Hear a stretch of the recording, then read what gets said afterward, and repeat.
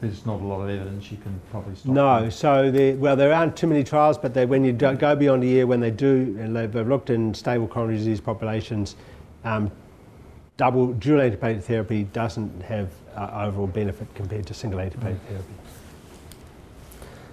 So this is just to show you, if those who haven't seen the exercise test, what happens when, what we look for. So this is what we call ST segment depression here. So the ST segment drops down when you get subendocardial ischemia. So when you exercise and the bit of the heart, the muscle that misses out is the subendocardium first, and that tends to cause ST segment depression on the ECG. So it goes away when you rest. So that's that, and then we won't worry about that.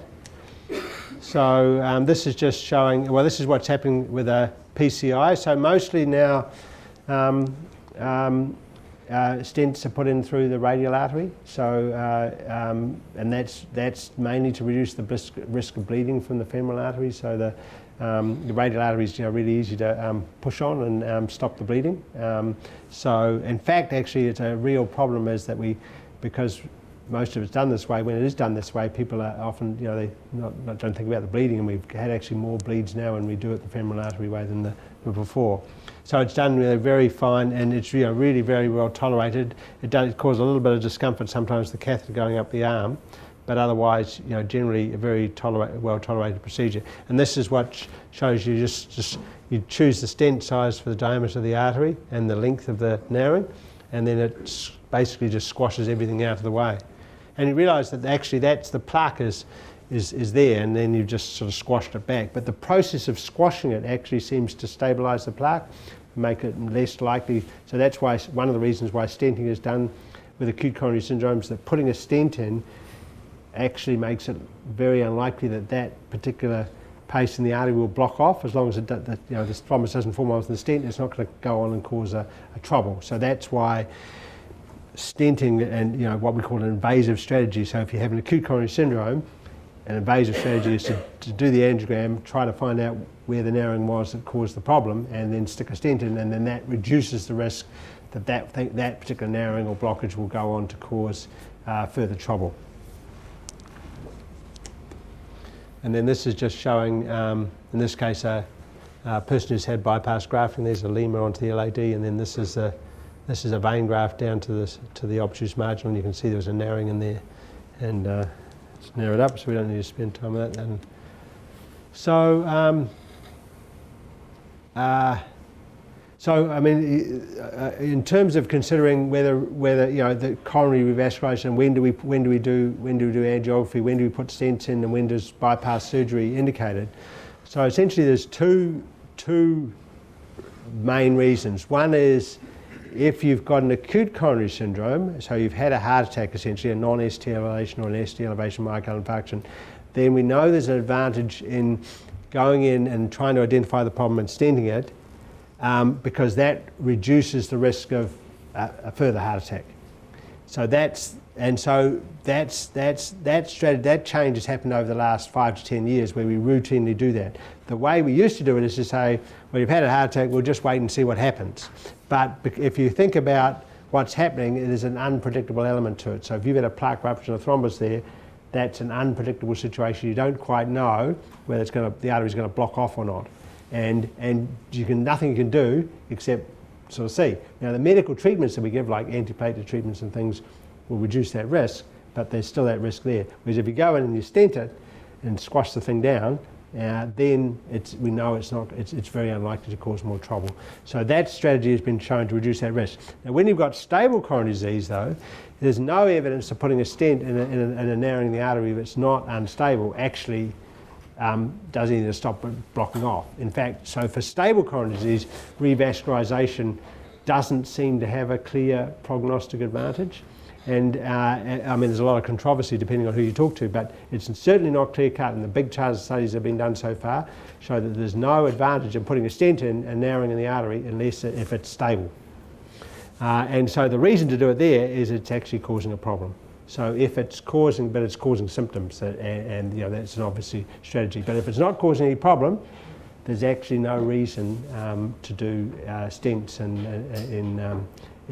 just because you've got a narrowing there, or just because you've got narrowing there. It has been historically a great way for cardiologists to make money, and in the US there's a lot of concern about, there's quite a nice book written by this chap who spends his time, looking at, the systems the systems of care that were driving all this medical intervention that actually hasn't been shown to benefit patients. They're known as reimbursable lesions. Have you heard that term? Yeah.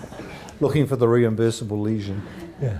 If you get a client with very high risk factors and very stable coronary artery disease, will you start medical treatment?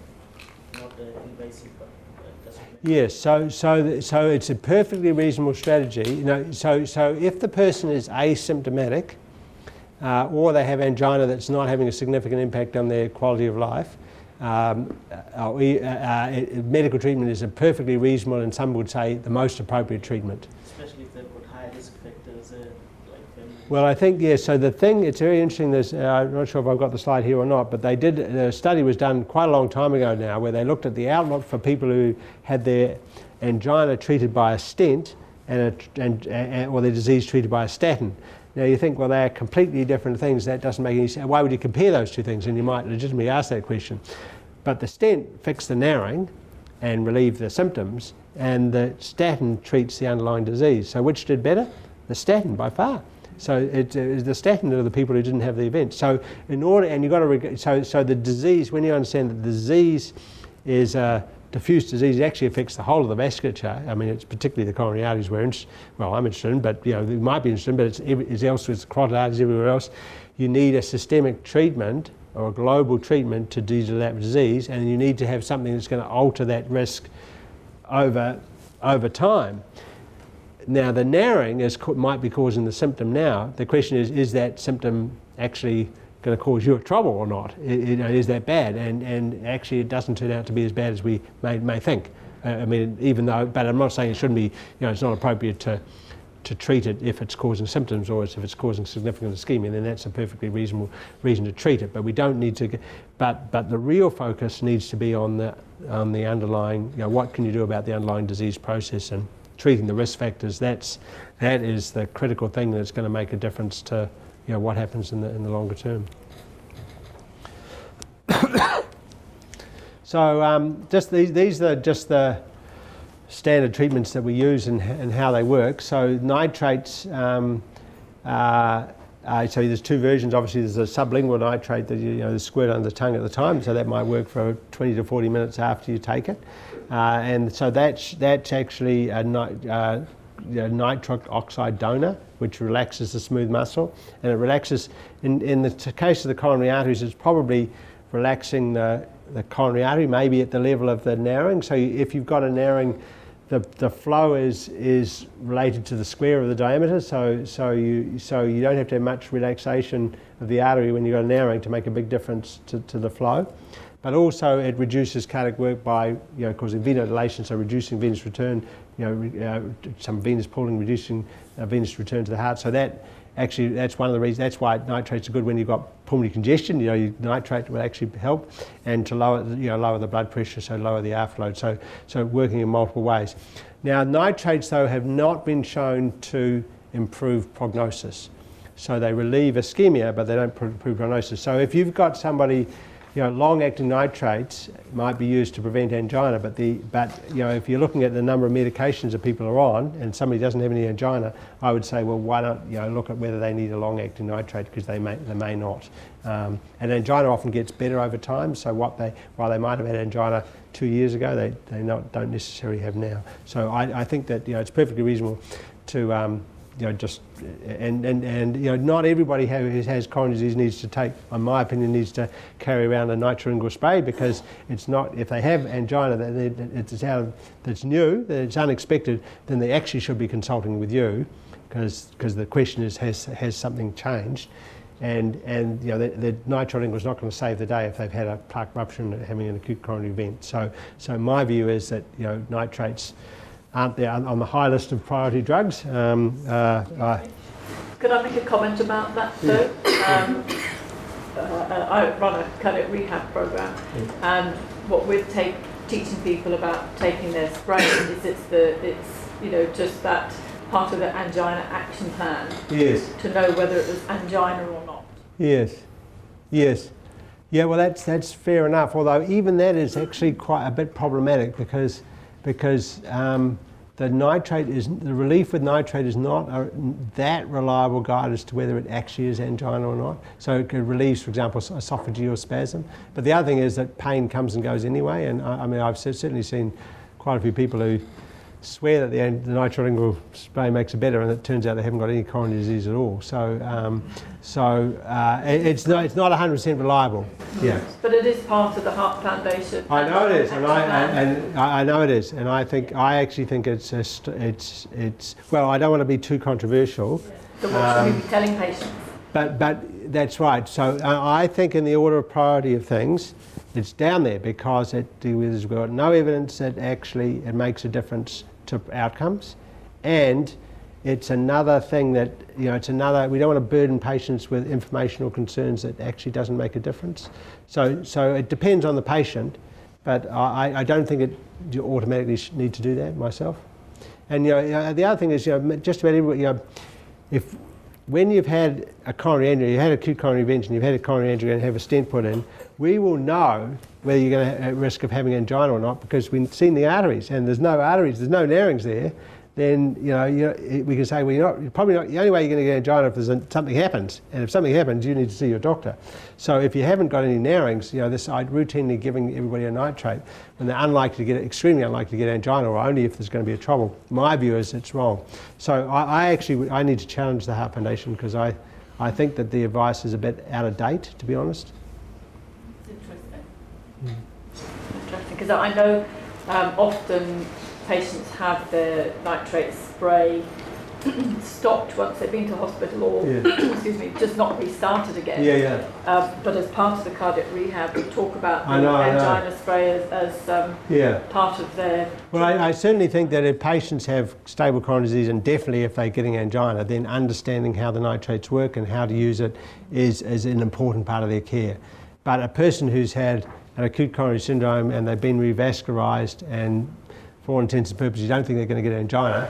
But what if it was a restenosis of their stent? Well, then they need to consult. They need to contact you. If they get chest pain, they need to contact you. They shouldn't be. That's the message you need to give them. The angina is not going to save the day if they get a No, but it's just one of those process of elimination. Yes. For their symptoms. Yeah. That's what it's around. Yeah. Well, it's kind of, I mean, I don't have all the answers, obviously, I'm not sure. Yeah. That's interesting. So that's nitrates. Now, beta blockers, actually, we talked about beta blockers in hypertension, but I think beta blockers are an important drug for angina. So what beta blockers do is they two things are important. So one is that they slow the heart rate, and particularly they slow the heart rate with exercise or stress. So it's the sympathetic activity, the heart rate goes up. And it's the heart rate slowing. So we know that beta blockers cause some vasoconstrictions. You say, well, that's bad. It must be bad for angina. But but coronary blood flow occurs during diastole. So when the heart's contracting, there's all the muscle. Obviously, the pressure in the muscle must be higher than the pressure in the blood because that's actually how it's generating the blood pressure. So there's not going to be any significant blood flow during systole. So it's only during diastole, when the myocardium relaxes, that the blood flows down and into the muscle. So the faster your heart rate, in relative terms, the more of diastole you miss out on. So diastole shortens more than systole. So you're reducing the myocardial perfusion time. So just simply slowing the heart rate with exercise is one of the important reasons how beta blockers are important anti-anginal effects. So beta blockers, and then the other drugs that do that obviously are the calcium diltiazem would be the alternative, although it doesn't. Beta blockers are theoretically at least better because they block the increase in heart rate with stress or exercise, may be more effective than diltiazem, but diltiazem would be another reasonable alternative. And then you've got, I just want to comment about systolic blood pressure. The New Zealand guidelines now are based on systolic blood pressure.